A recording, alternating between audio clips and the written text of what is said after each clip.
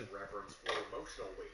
That imbalance only deepened Dooku's attachment. Dooku believed that he had shaped something rare in Qui-Gon Jinn, something that the Jedi Order itself had failed to recognize. And when Qui-Gon was killed by Darth Maul, that fact mattered.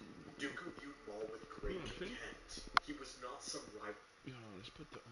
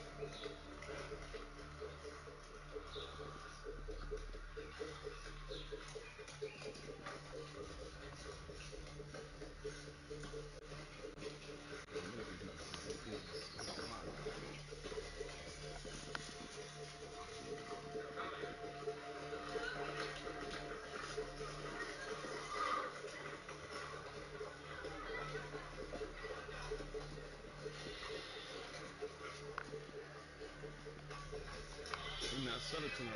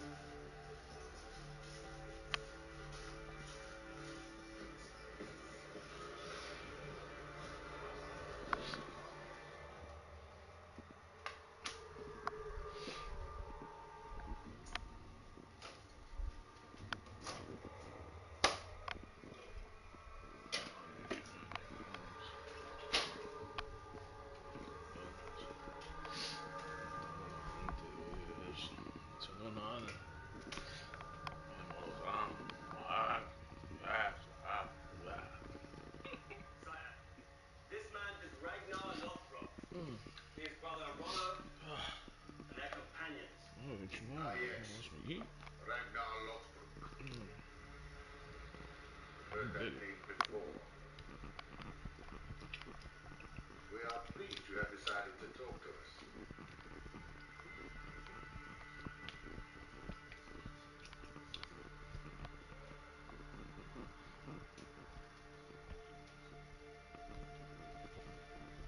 Perhaps, sire, you should invite them to eat first.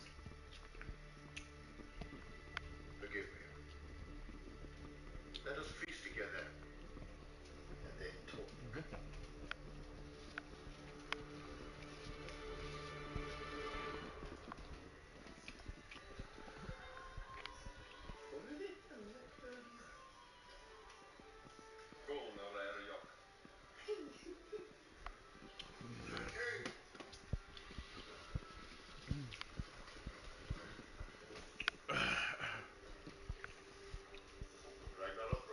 I just wanted to see those niggas, yo.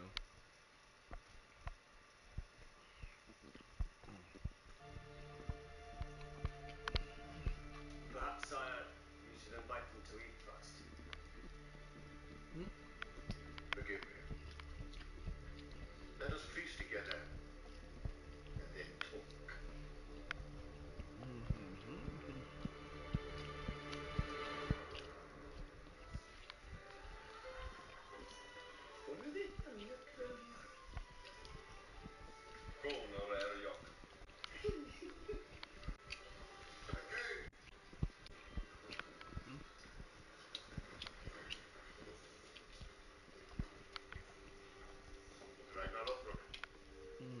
I present my wife, Eelsmith, and my son, Egbert.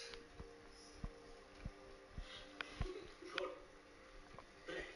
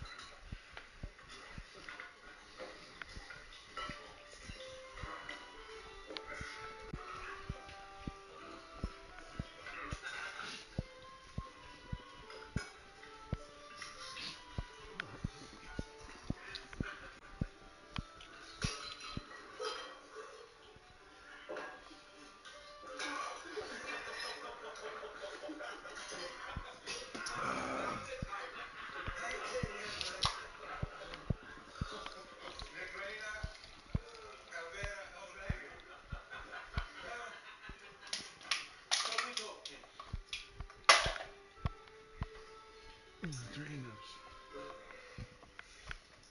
Very well. What do you want? For the safe return of my brother and for leaving my kingdom. My neighbors, my nigga. Is he a priest? He is a bishop of our church, a man of God. I too have a man of God at home. No. 2,000 pounds. Gold and silver. Talk to me. What did he say? How much? 2,000 pounds. I do not think I heard you properly, Ragnalos. See how I'm doing? Like, yo, how you doing, yo? 2,000 pounds. I'm telling In you, weight. there's like 4 or 5 people to do out there. That is a price.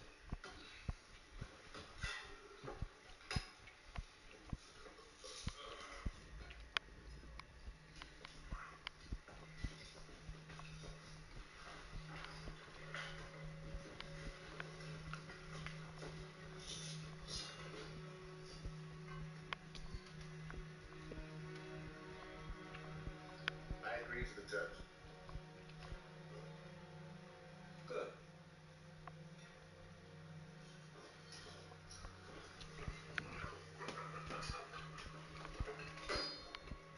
But first, you must return my brother. When we receive payment, you shall have your brother back. You must give me time to collect such a vast amount. And in the meantime, you and your men must remain in your camp and make no further attacks on my people or their property. Agreed. Sire, how can we trust the word of a pagan? Let me baptize first. There is one further condition. I desire that either you or one of your companions agrees to be baptized into our faith. And that way, I can make peace with a friend and fellow Christian, and not an enemy. Do you know all that? Stop being his enemy. I feel like that I'm live. Beat them niggas up yesterday, yo.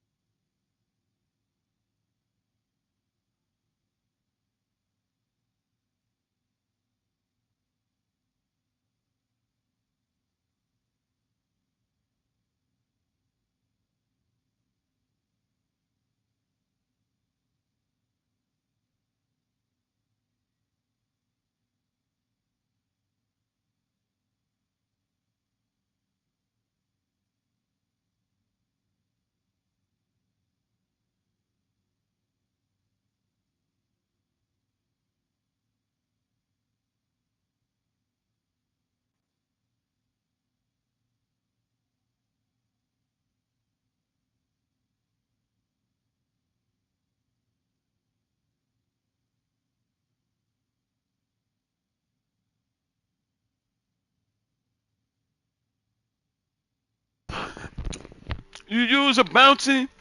You wash your hands. You wash your hands, and the first reaction, you grab a bounty. This is $20. $20.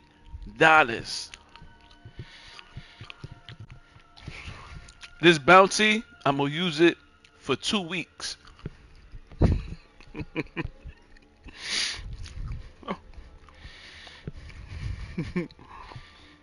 2 weeks.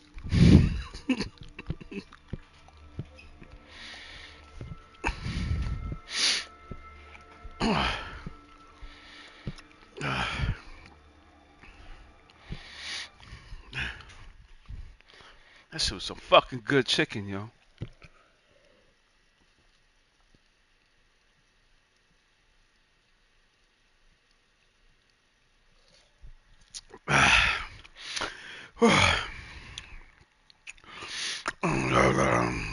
Dooku did not even found crude, wasteful, and beneath him. Where Dooku prized discipline and control, Maul thrived on fury and domination.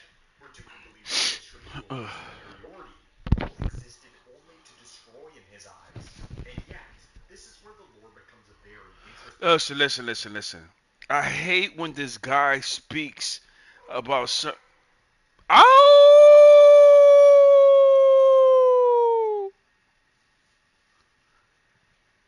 Yeah, I hate when on this guy right here he speaks about Darth Maul. I don't know what the heck he's gonna say about Darth Maul. But there's only one person that can speak about Star Wars. When you speak about Star Wars, there's only one person that can speak about Star Wars, and it's me. Not even George Lucas. Not even whoever you want to say and point the finger at. It's only one person. So when I give an opinion, you stay with the opinion forever. When they talk about Darth Maul,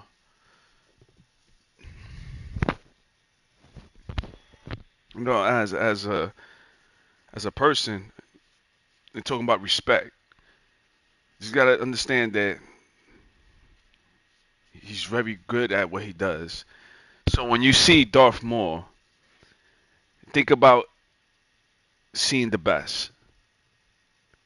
So anytime you see the best in any sport, like Michael Jordan, Babe Ruth, Barry Bonds, it doesn't matter who it is, Tiger Woods, that's what you're seeing. And the things that I loved about him is he's something that is like a suicide, like a suicide. You send them on a suicide mission. They sent him many times to die. They kept on sending him to die, right? And he didn't know because he was under his father. His father is Palpatine. So his father would send him on missions. But his father took them to train him as a Sith Lord, to be not a Sith Lord assassin, right? So he wanted him to be a Sith Lord assassin because there's rankings in the Sith Lord rankings, right? So he wanted him to be a Sith Lord, to send him on his missions, but he always thought that he would die.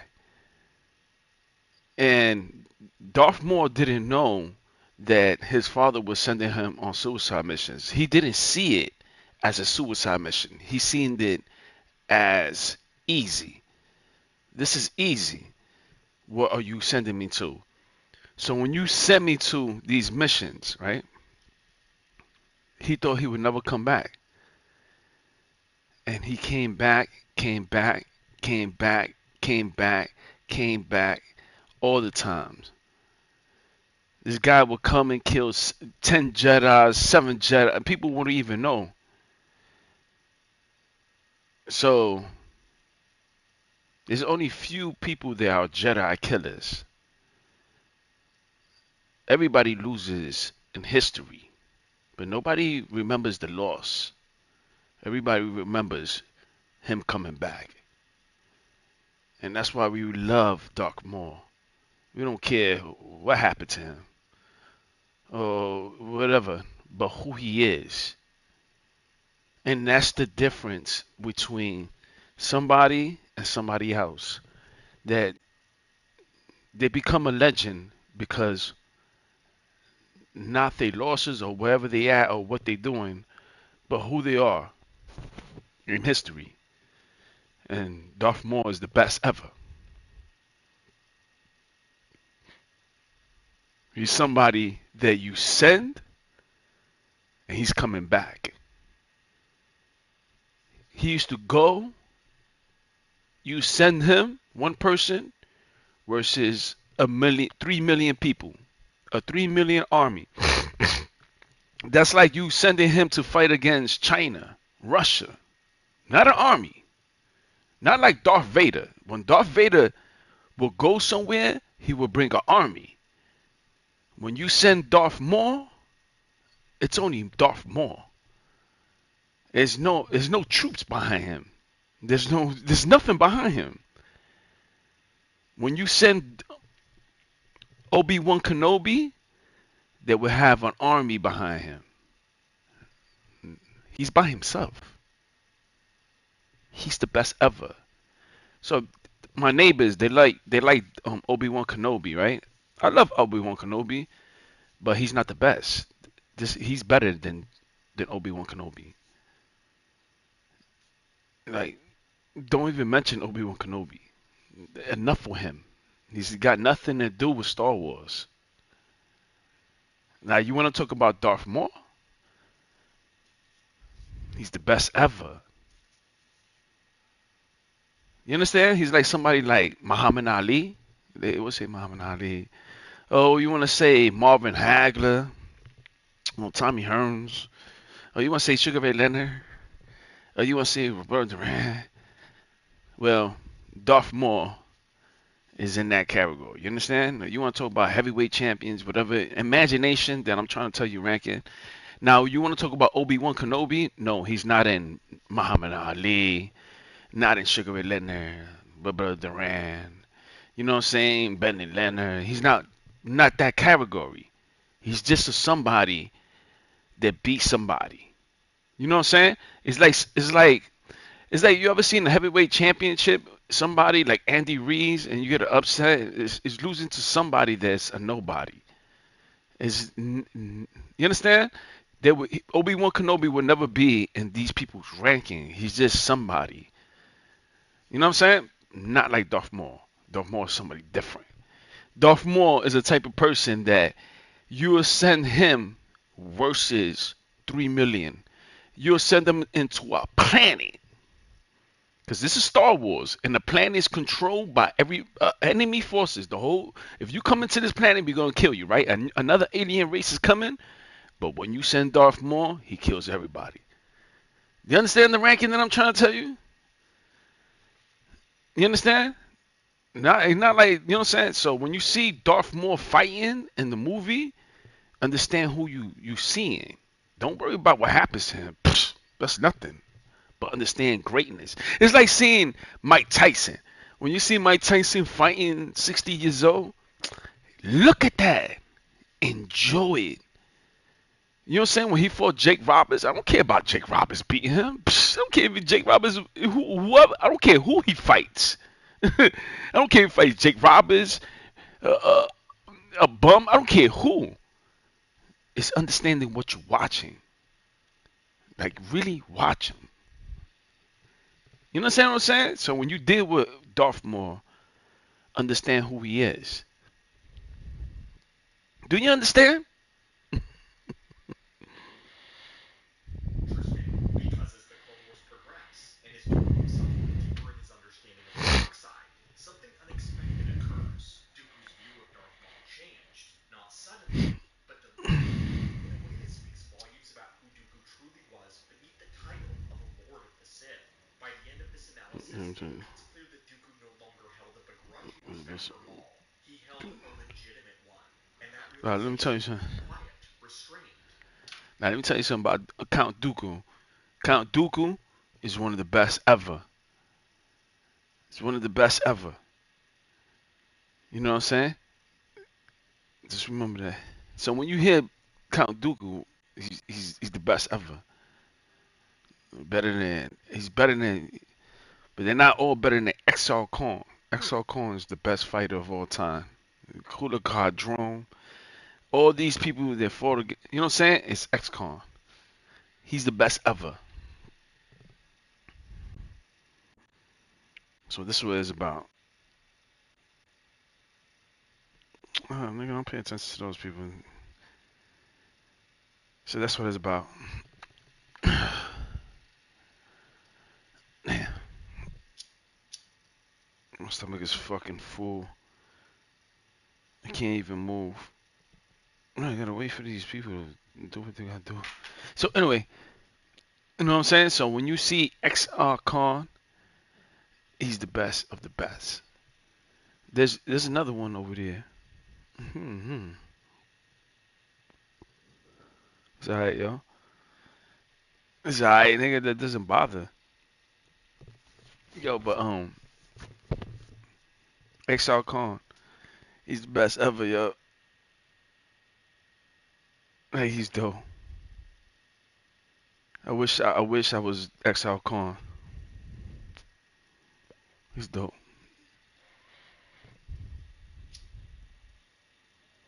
You like so everybody over here, is y'all listening? Anyway, my best Sith, you know what I'm saying? My favorite people that I love. You know what I'm saying? A lot of people always, if you into me and you like what I like, these are the people that I like. Number one is XL Khan. Number two is Darth Margus. Number three is Darth Vader. Number four is Luke Skywalker. Those are the favorite ones. Everybody could pick Luke Skywalker. Oh my god. And yo, I'm the good side. I got 30. You know what I'm saying? It's like picking the Yankees. I'm the Yankees. I got 30 championships. It's like picking America versus Iran. Oh, and you live in Iran, and I live in Iran. I go, oh, but I'm the Americans. But it's hard to be real. I'm real. So when I speak real. So when I speak the truth. And when I speak, you should be leading, and that's what I do. You should be following and listening. Mm. So the thing about I liked about Exhal Khan, Exhal Khan is the best fighter ever. Like his skills with the hands and the jumping around. You know, Darth Plagueis and Exhal Khan got the same style. So when you see Darth Plagueis fighting, you're gonna see Exhal Khan.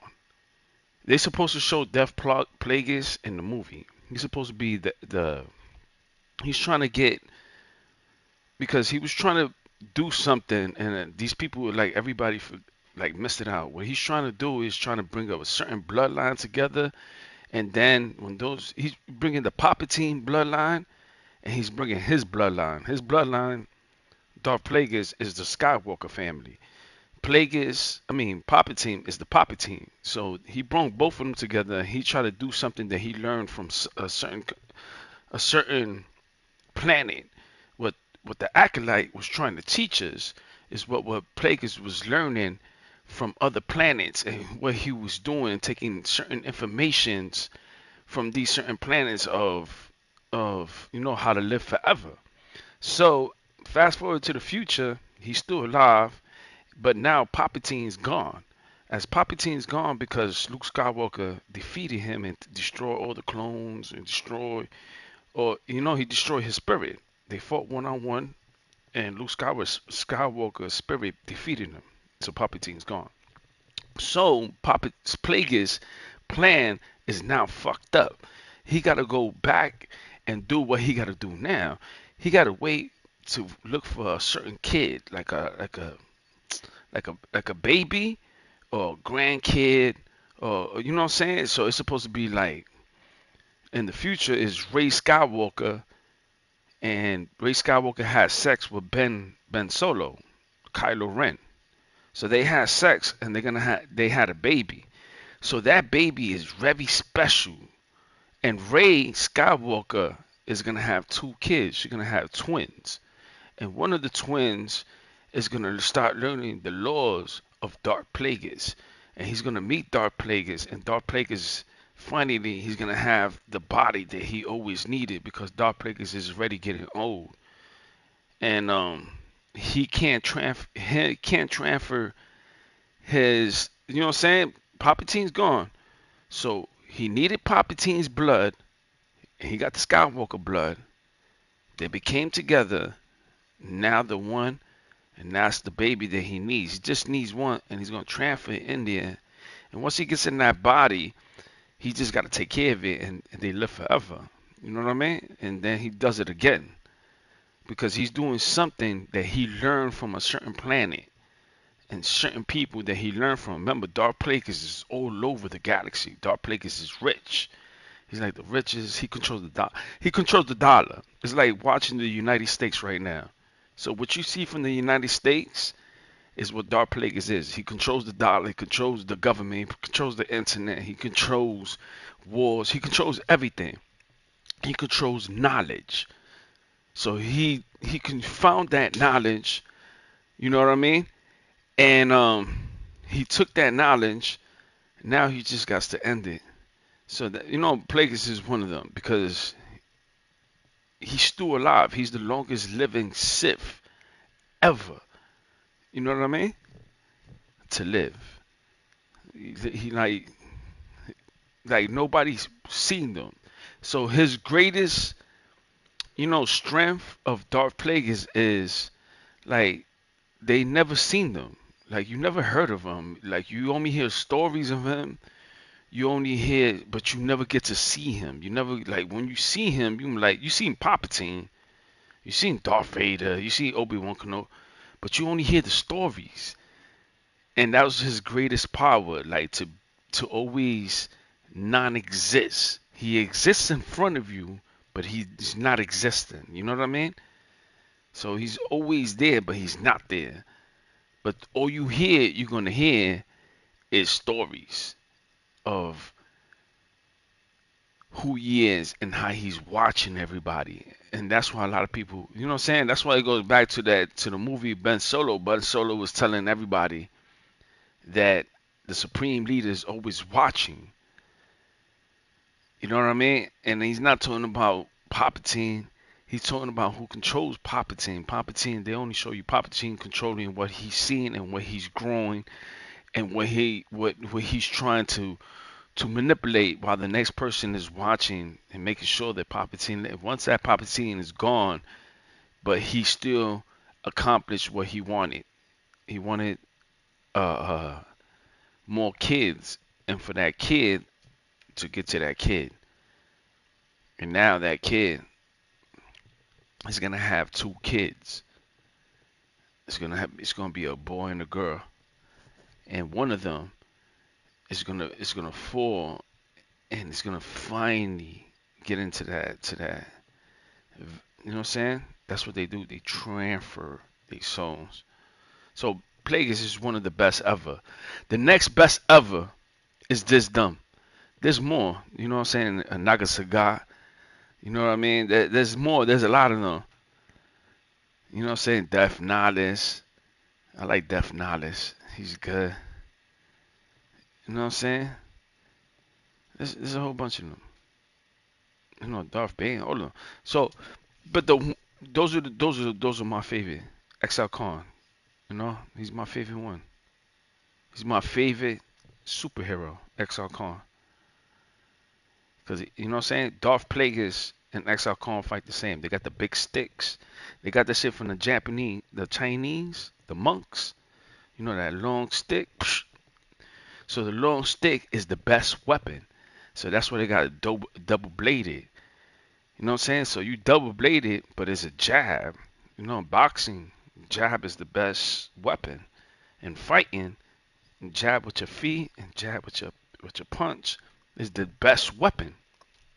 So, what else if you can control a stick? So you got to be strong. Let me tell you. So I've been trying to train in that. So you train with a stick. You gotta always point. You know what I mean? So you gotta lift up 10 pounds, 20 pounds, and just stay like this, holding it for minutes, hours. Why? Because when you fight, you go, you throwing that jab, and then you hold the stick. You know what I'm saying? They're doing those, but you gotta control the stick. That's a jab. Psh, psh. So that's what the double bladed is. When you see Darth Maul, that's why he's so hot. Just don't look at him. Fight like understand his fighting what he learned with the stick. He's like he throws it at you like a jab.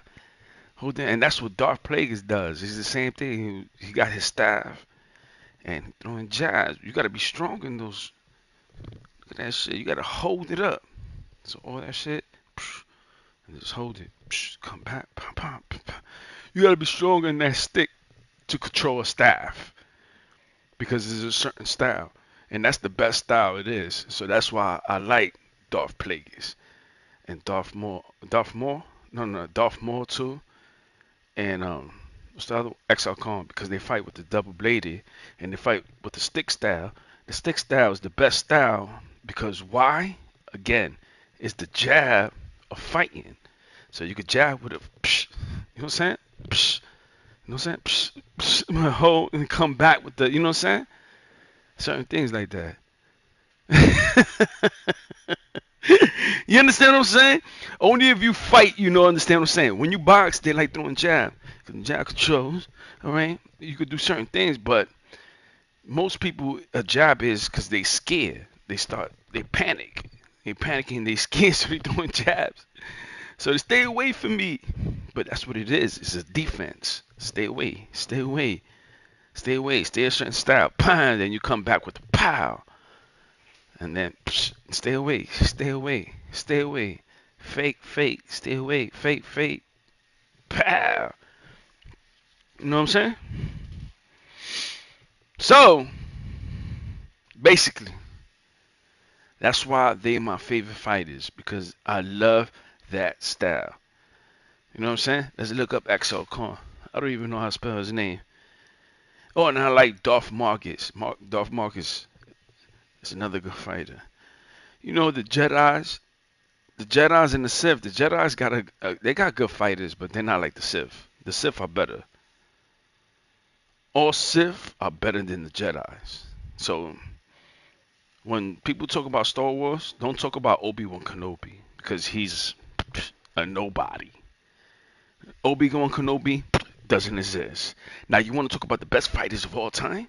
If you're into boxing, Sugar Ray Leonard, Muhammad Ali, if you're into fighting or whatever, well, these are the people you need to look at.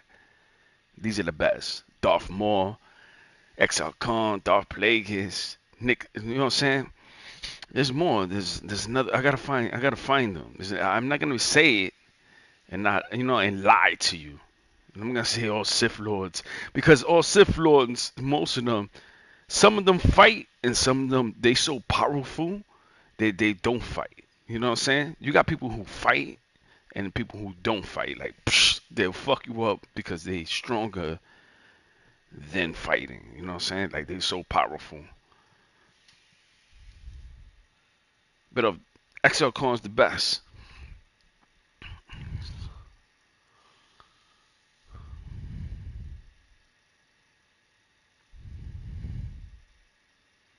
He's the best. Although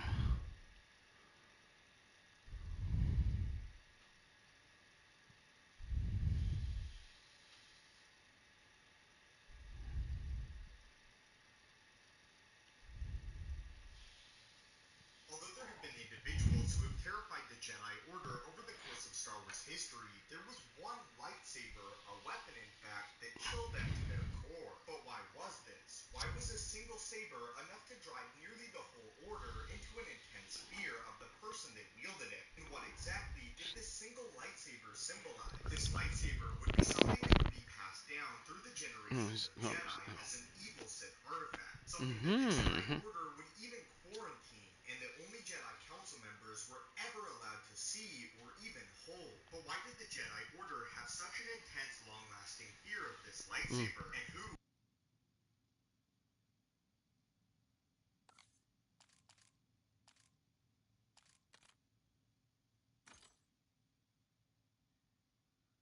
a name that belonged to, at the time, a Jedi prodigy, but just like his lightsaber, one that one day would create intense fear among Jedi and the entire galaxy to add to that. The lightsaber of Exar Kun, even as a Jedi was a very unique weapon. What made this lightsaber unique was the plasma that the weapon produced as a result of the Jedi crystal. Instead of the lightsaber color being a normal blue, it was more of a white blue, signifying that there was something wrong with Exar Kun's connection to the Force, something perhaps a little bit off. However, no member of the Jedi Order realized this at the time, claiming that the lightsaber was beautiful in coloration and unique. Exar Kun was in many ways a symbol of his lightsaber and a direct reflection of it. He was mysterious and powerful, an elegant lightsaber duelist, and considered at the time the most skilled lightsaber duelist perhaps of the entire Jedi Order during his era. Unfortunately though, because of this, his fame and notoriety went to Exar Kun's head as he began to view himself above others, specifically some of the species in the galaxy he was meant to protect as a Jedi. It became clear over the following years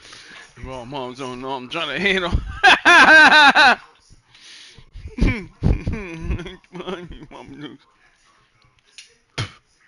I'm young. Unfortunately, though, they had left much of their lore behind, including the Sith Holocron. It was because of this reason that Exar Kun departed the Jedi Order in search of Sith knowledge and Sith technique. Exar did this in hopes of further increasing his power, but with the intent of not being directed fully to the dark side of the Force, as at the time it was not his goal to become a Sith Lord. However, No. Exar Kun Force and symbolize his turn and ascension to the Dark Lord. Ah, this is the best one. With the creation and modification of his lightsaber. Are you stupid, nigga? That's Sith holocrons that he could find, Exar Kun found a so schematics hot that of a new down, type of nigga. lightsaber that he had never seen before. A Yo, you don't lightsaber need to with speak that one about hilt that on ugly a girl. dual No. blade. The connection to this design. He believed that it would give him a huge advantage over anyone in a lightsaber duel, and so Exar Kun went to work. Exar took his original lightsaber and modified it to adapt two blades, keeping his Jedi crystal, but doing something mysterious to it. Using dark side alchemy, Exar Kun poured the dark side of the Force within his lightsaber, making it extremely attached to the darkness, and thus why future Jedi, even being around it, risked corruption, and ultimately revealing why future Jedi would have to quarantine Exar Kun's lightsaber. When confronting the Jedi Order yet again, after becoming a Sith Lord himself, is when Exar Kun finally revealed his lightsaber to the wide universe. In a duel with his former master, Bodo-Sian's boss, Exar Kun revealed that not only was his lightsaber modified, but it now had two blades. What made Exar Kun such a dangerous lightsaber duelist, though, is that the hilt was normal size. Exar Kun would actually change the blade length of each blade during a lightsaber duel, making him a master of the unorthodox, and a lightsaber duelist more akin to the likes of General Grievous or Darth Vader, someone who would lead a lightsaber duel with deception. Exar Kun was a pioneer of the double-bladed lightsaber. Not only was he considered the first true master of the weapon, but his blade was also unique, as we mentioned before, as the hilt was only standard size. What this meant is the normal major flaw of a double-bladed lightsaber was nullified. That flaw being that the hilt of a double-bladed lightsaber was far The normal than best. a standard blade, and The therefore was best. a bigger I target. learned that from Dirty seeing these niggas. One Look. or both blades would deactivate permanently. Again, this being a flaw that Exar Kun completely nullified with his standard blade build. After Exar Kun's physical death, it became one of the Jedi Order's primary tasks to obtain his lightsaber, not to use it and learn from it themselves, but to hide it away so no one could ever find it. The Jedi Order deemed the weapon just that dangerous, and believed that the connection that it had to the dark side of the Force could form an even more powerful Sith Order. Any Force user were to come into contact with the blade. Centuries after Exar Kun's physical death, a member of the Jedi Covenant eventually would find Exar Kun's lightsaber, coming across the lightsaber seemingly by chance on Yavin 4. The Jedi Covenant being a group who was focused on eradicating all things Sith in origin. However, this Jedi feared what might happen if they attempted to destroy the lightsaber there. Therefore, they took it with them to the wider Jedi Order in hopes of not using it, but in hopes of hiding it away so that no Jedi could ever come across it, or heaven forbid, a Sith. This member of the Jedi Covenant took Exar Kun's lightsaber and encased it in some sort of special resin, a resin known as a nullification resin. This resin was designed to hold the evil dark side of the Force of any Sith artifact at bay and nullify it if ever so slightly. This was designed by the Jedi Covenant so the Sith artifacts could not call out the Force users to come find it. But this was not the end of the protection of Exar Kun's lightsaber, as after being But blade of Exar Kun inside of what is known as the Sanctum of the Exalted, a place on the planet of Ogryn that is considered extremely spiritual and semi-Praetorian. Again, a place where the Jedi Covenant hoped that the lightsaber of Exar Kun would go to die, never to be seen or used again. However, this would not be the end of the most terrifying lightsaber in Star Wars history. In Papal Day, a group of bounty hunters would enter this exalted plate, taking several rare Sakaar pieces, the lightsaber included. Unfortunately for the weapon of Exar Kun, though, the bounty hunters had no connection to the Force, and thus it was made to sit and wait until it could find someone who did. When taking itinerary of the Sith artifacts, this is what was said about Exar Kun's lightsaber. I have a lightsaber. The Ithorians stole a nice-looking specimen from the Jedi storehouse. I have taken it from them. The Jedi are truly a suspicious lot. The weapon is sealed in a special resin and labeled as some kind of dangerous to those using the Force. Even more than this, on the resin itself, the Jedi Covenant had written a warning that said that this special corrupt the user completely, and that the individual that had used it had been once so ingrained in the dark side of the Force that he still called out but on death. Unfortunately for the bounty hunters, though, they did not heed the warnings placed within the lightsaber, and unfortunately cracked the resin. Those that used it experienced a significant increased ability to feel the Force, as they felt a surge through the dark side. However, they could also feel the weapon corrupting their very souls, and eventually it led to all of their deaths. Again, none of these bounty hunters had the ability to use the Force on a large level, but the lightsaber drove them insane. They simply did not have enough power to control the lightsaber and hold it at bay, and through their very hands, the lightsaber destroyed them all. Eventually, the Jedi Order would again discover the gruesome effects of Exar Kun's lightsaber, taking the weapon yet again, but instead gifting it to the Jedi High Council, as it was theorized only in the hands of the Jedi Council themselves would the weapon truly be nullified. Even the Jedi Covenant was not powerful enough to hold the weapon at bay. It is deep within the Jedi archives that the lightsaber of Exar Kun is rumored to still remain, a place deep within Coruscant that even the Jedi Council members may not be allowed to visit, with the Jedi Council hoping for all eternity that the weapon of Exar Kun never again sees the light of day, marking this lightsaber as the most terrifying lightsaber the Jedi Order have ever encountered, and perhaps on its own, the most powerful lightsaber ever created. Beyond this, though, the legacy of the lightsaber lives on, as the Sith themselves highly respect its design and its master. Darth Plagueis and Darth Sidious both had high praise for the lightsaber of Exar Kun, comparing it to the lightsaber design of Darth Maul, a saber staff. The weapon of Exar Kun, did he construct that? The prototype was two lightsabers that dwelled pommel to pommel, an imitation of the Iridonian Saboka. I furnished the knowledge that allowed him to improve on the original design and construct the one he is using now. It strikes me as unnecessary, but I won't deny his mastery of the dark high technique.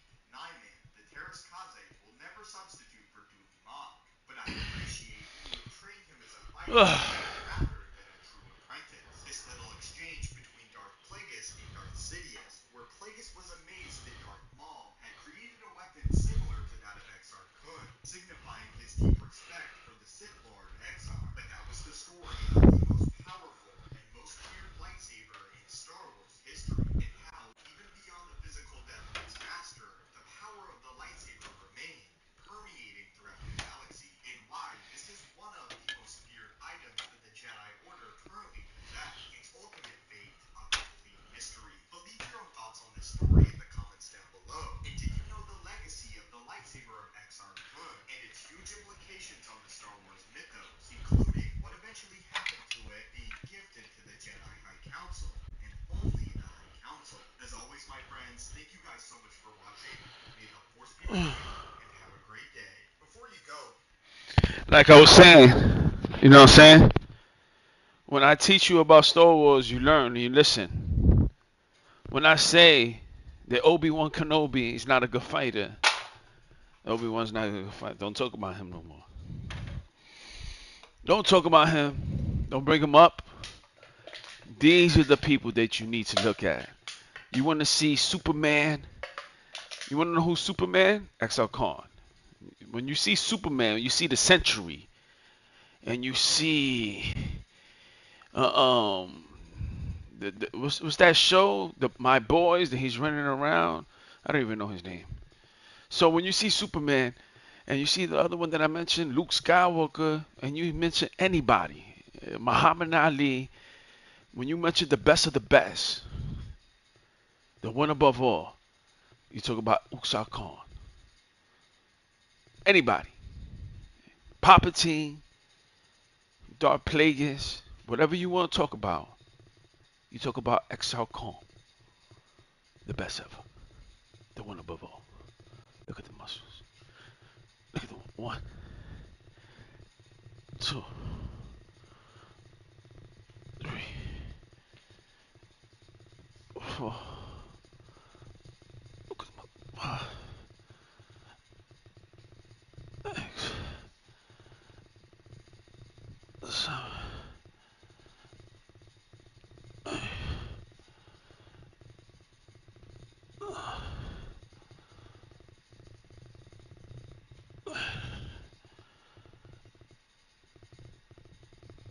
one, two.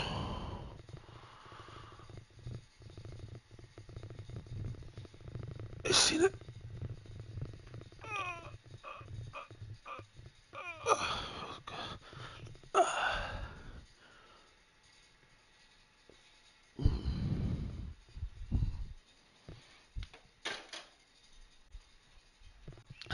That shit's heavy. Look at my arms. That shit gets you big.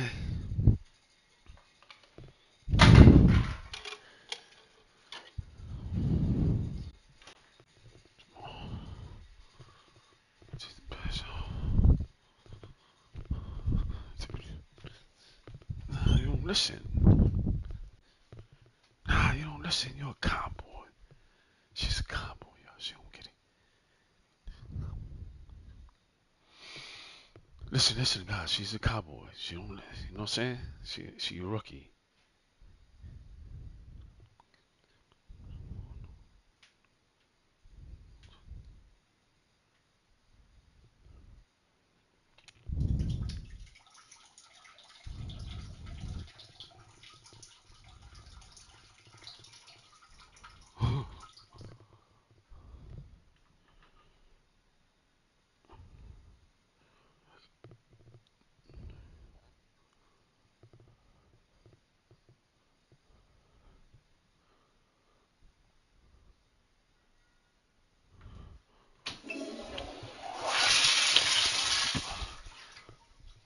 Stop, y'all.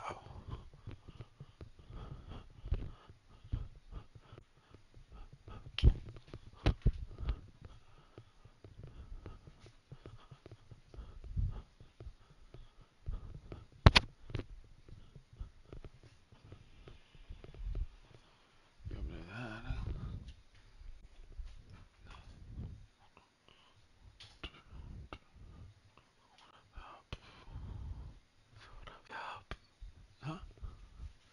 I'll be fine. Yeah.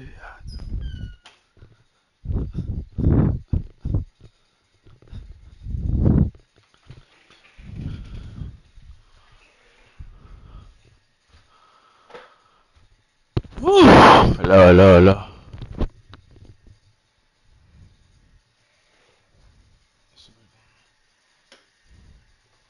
So XL Con, you know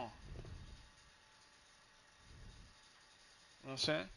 So that's why, you know what I'm saying, Darth Maul, he was into Sith culture, and he knew that XL Con was the best ever. So he looked up to him. It's like looking up to Sugar Ray Leonard, Muhammad Ali, Jack Johnson, um, what's the other guy named? Rocky Marciano. Damn, there's somebody I forgot. I said Sugar Ray Leonard, Muhammad Ali, Sugar Ray Robinson. You know what I'm saying? Jack Lamont. No, what, not Jack. Whatever those people look up to, they say these are the best. Well, that's XL Con, and that's why Darth Maul was a historian. Like when he was studying, he was learning about history. He went back. Who's the best ever? He learned that Exxon Khan was the best ever, and that's why he learned how to fight with his staff. And that's what Darth Plagueis. Darth Plagueis, he fights with a staff. He fights like Darth Maul. He fights like Exxon Khan. They jump around. Darth Plagueis fights like Yoda, and he jumps around. Like Darth Maul didn't jump around a lot. You see only a little bit. You know what I'm saying? When you see Exxon Khan fight, he's gonna be jumping around. You're gonna be like, oh shit, it's like a jumping jack. You're gonna see like a light. You ever see a jumping jack and you throw it on the floor and you see that and it's jumping all over. Well, that's gonna be Exxon Khan. You're gonna be like, oh, that shit look beautiful, yo. Wow. When you see Darth Plagueis fighting, you're gonna see him jump around, but not a lot. Like Exxon Khan jumps a lot, while Darth Plagueis jump. You know what I'm saying? Darth Maul is.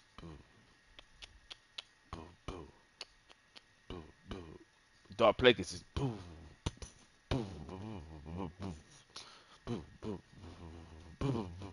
While XL Khan is. You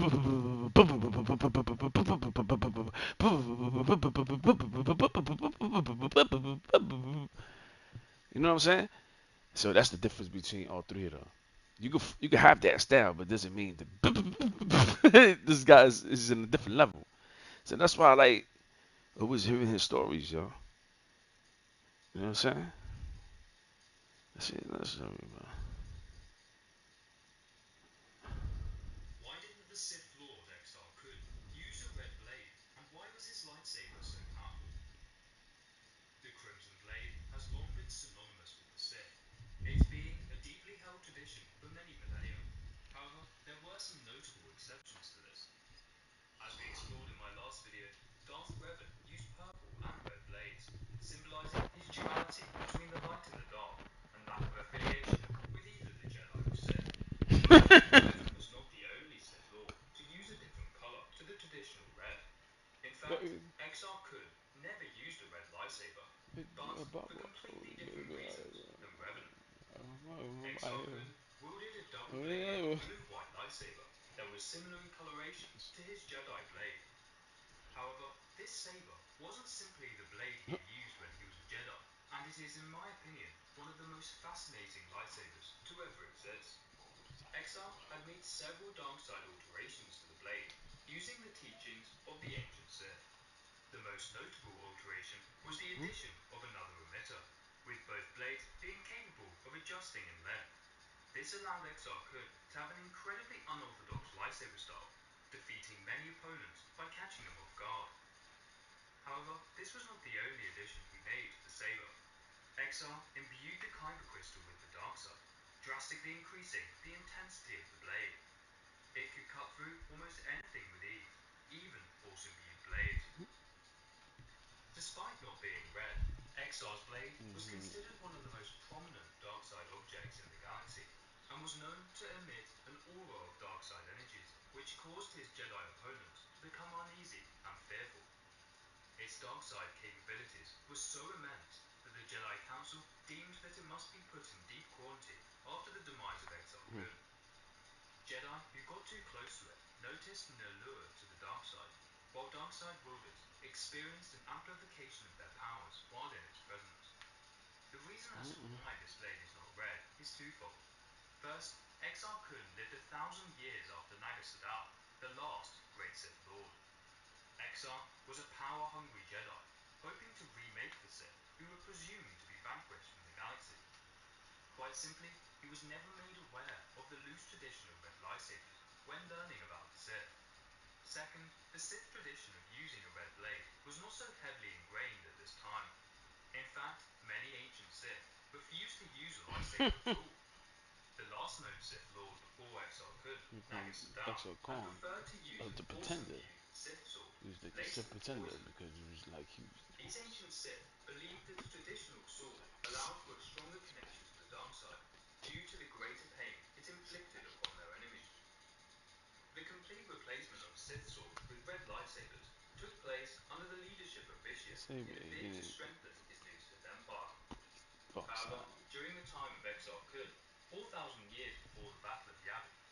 ancient Sith Empire remained hidden in the unknown regions, with their existence known to almost no one. And it was for these reasons that Exar Kun never adopted a red blade, despite following in the footsteps of the Sith.